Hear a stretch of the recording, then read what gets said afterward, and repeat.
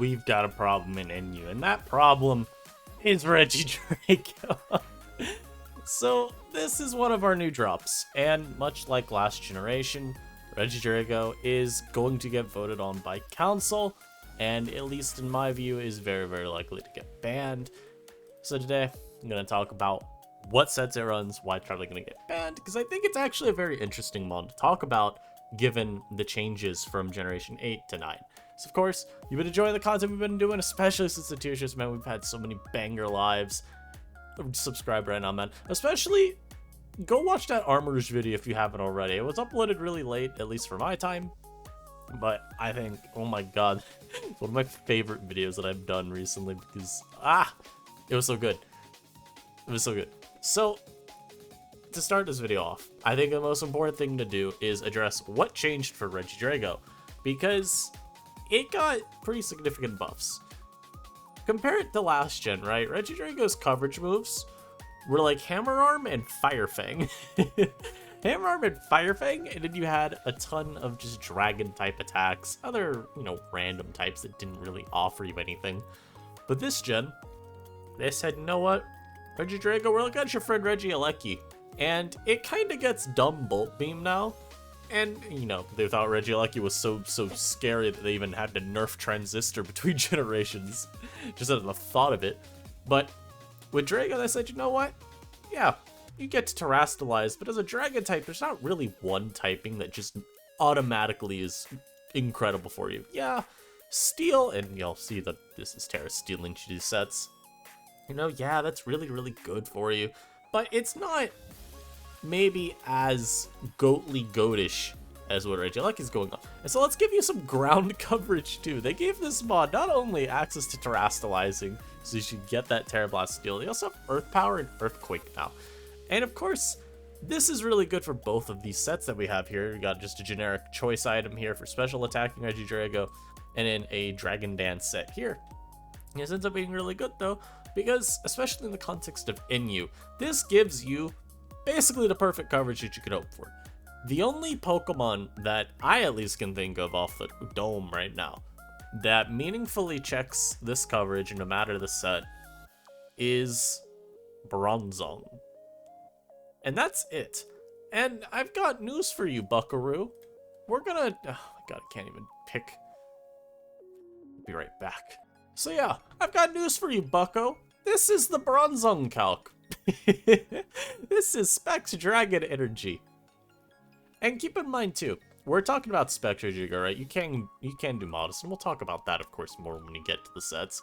But if you're talking about like Sticky Web teams and you want to run Modest, this is now the calc. This is not switching in. If rocks are up, 91% chance to just 2-hit you.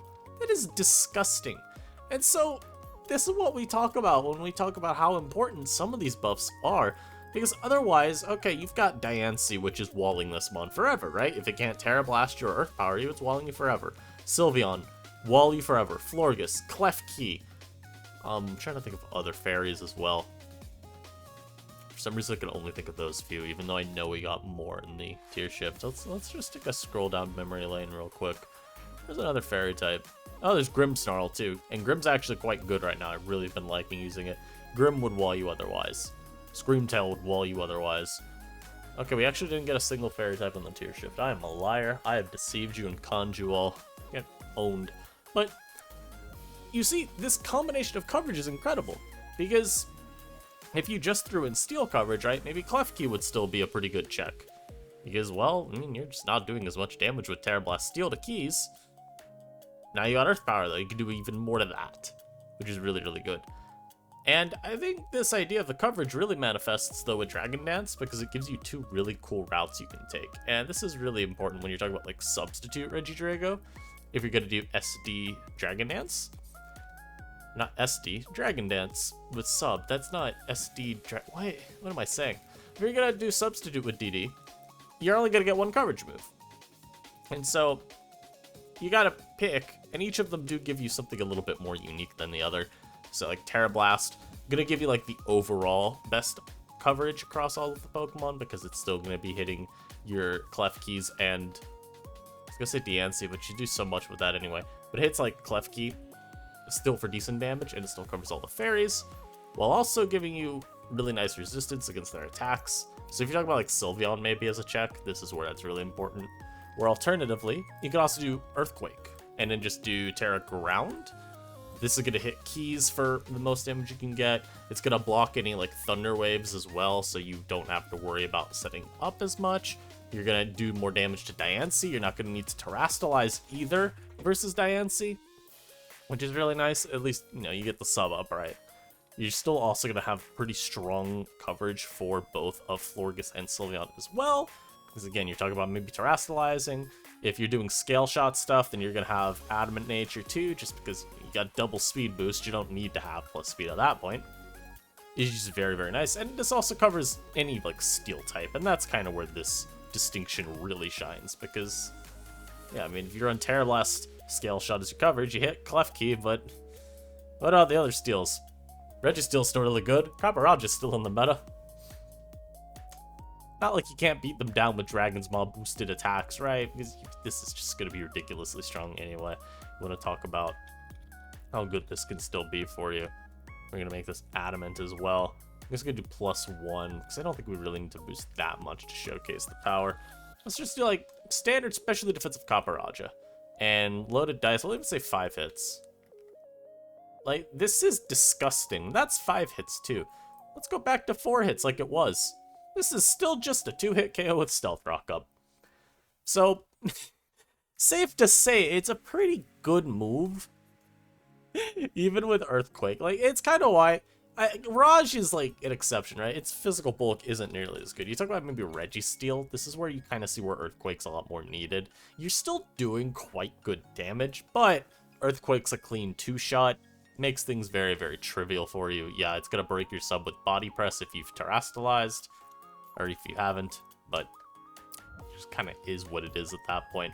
Really, the only concern maybe in that trade is if the Registeel goes for a Terra Fairy, because you don't do a ton of damage to it with Terra Blast at +1. Okay, why is... Hold on, let me Terrastalize. There we go. Okay, no, you do a lot more than I thought that calc was going to be. I forgot it because it switches from physical to... or from social to physical. Yeah. But it's more just a matter of, like, yeah, the turns get a little tricky. If it Terra Fairies, you're probably not going to have done enough damage to it.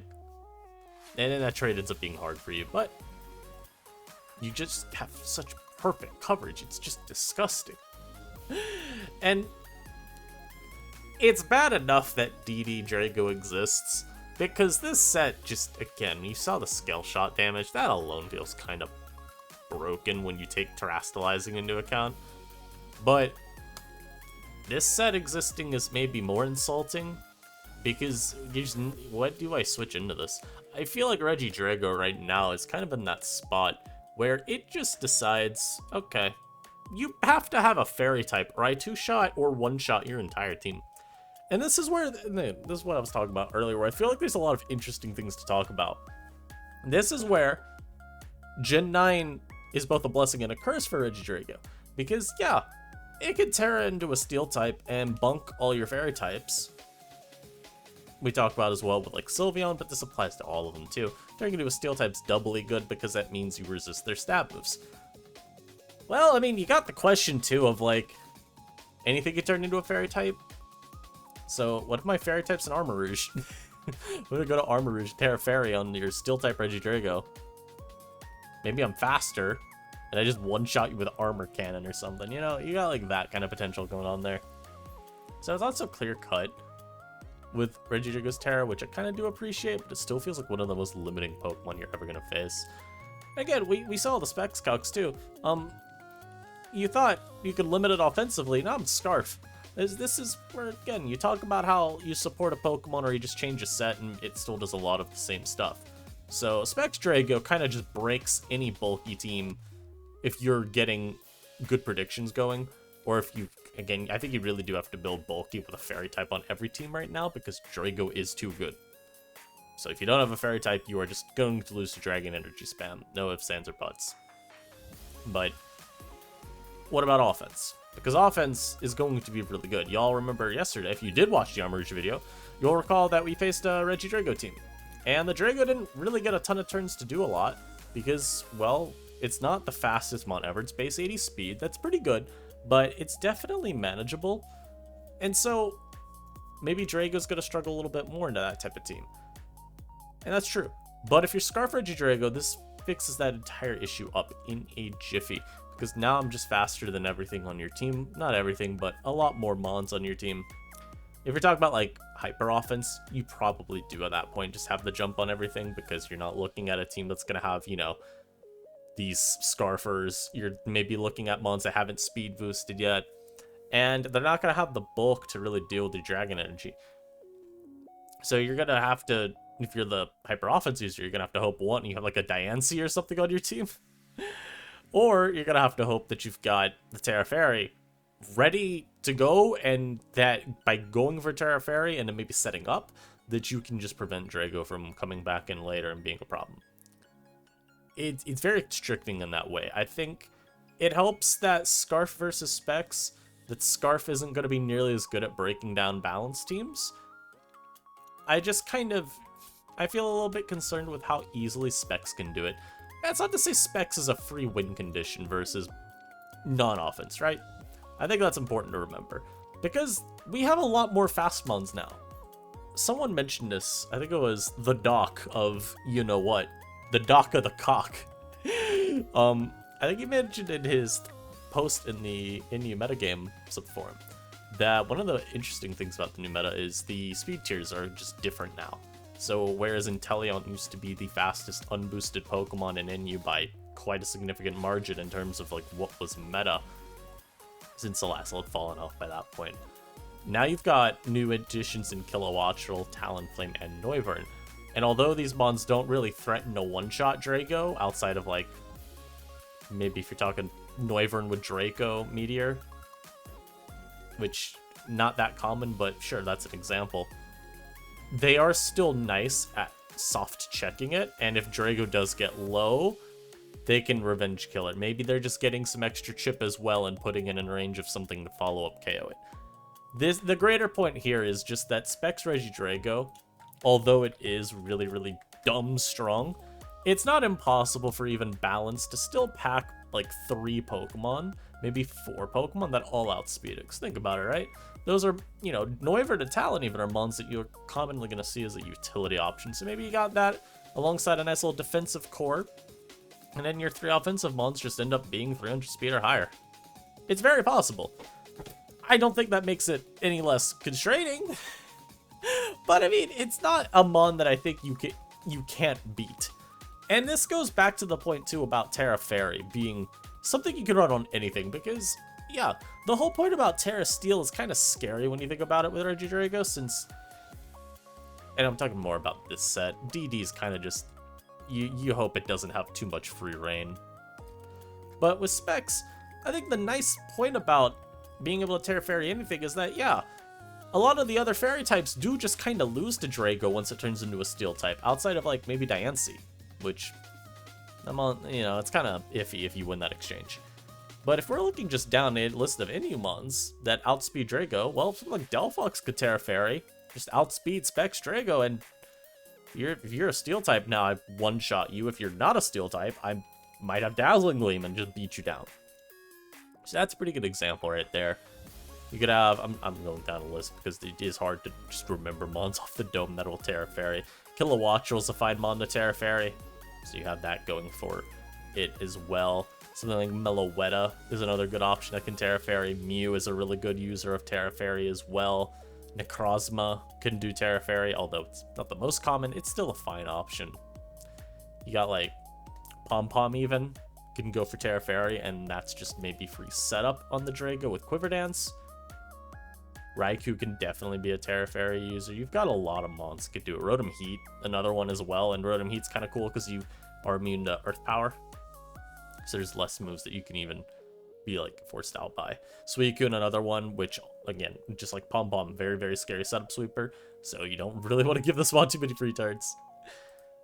So it's just kind of cool that even if Drago Terra steals, you can still have access to fairy types that can actually threaten it once it's terastallized, which I think helps for the overall viewpoint of what is potential counterplay to the sets. So, this should shock nobody. Regidrago is getting voted on this weekend. And I still need to use it myself. This is based off of playing against it so far. And just, of course, you know, I mean, I'm basing it off of using it last gen, because it's still a very similar mon. It's just, there's more interesting gameplay around it with terastallizing and the coverage boost that it got. So I plan to use it in the coming days, but I wanted to get this video out today because I think it is a mon that requires a little bit more looking at than maybe some of the others, where I think something like Suicune is just a little bit, like, clearly OP to me. Something like Gyarados, like, I've used them a lot, and they consistently are really, really just overwhelming. Same with even Armor Rouge. I might want to use Armor Rouge more, but oh my god, this game's just made it seem so broken. Like, these mods to me, minus Armor Rouge, I'll say, they seem kind of just inherently OP. Even like Lycanroc Dusk. I feel like that mon, you just base it on what the damage is that it does. It's kind of just, yeah, get the dog out of here. We can try him if we get some better ground types later. Drago, I think there's at least a little bit more to talk about. I still think I'd vote ban on it right now. In my metagame post, I also said something along the lines of, like, yeah, it just seems a little bit too much right now. But I'll always say, give me a little bit to use it, though, and I'll get back to you, because I think it's always good to do due diligence. I've had a couple people tell me, you know, why even build with Regidrago, because it's just going to get banned, and my response is always just, yeah, well, I still need to use it just to be sure I know what I'm voting. I don't think you ever want to vote just based on vibes. I honestly feel like a lot of people in Gen 8 on the new console fucked up, and because they voted based on vibes too much. Even early Gen 9. Too many votes based on, well, this seems like it'd be too OP. And I even see it happening in other tiers right now in Gen 9, where I will literally read people's reasonings for ban votes, and it'll say, yeah, I don't think it's OP, but it might be, so I'm gonna vote ban. Like, I don't like that, man. You can do that. That's power to you. If you want to be more proactive with your voting and just say, this is something I don't really want to deal with right now, we'll vote it back in later, that's fine. I just like to always take it one step at a time with my votes. I feel, personally, I feel best about it from a procedure standpoint when I do that, so hope y'all understand. But that's gonna be it for me today. As I said, I'm hoping tomorrow to put some Drago usage in, because I also just want to use the mod. It seems very funny. And among other things, I have so many teams in my builder right now. Like, this team. Y'all aren't ready. Y'all are not ready. But I hope y'all enjoyed. Subscribe if you're not already subscribed, and I'll see you next time. Peace.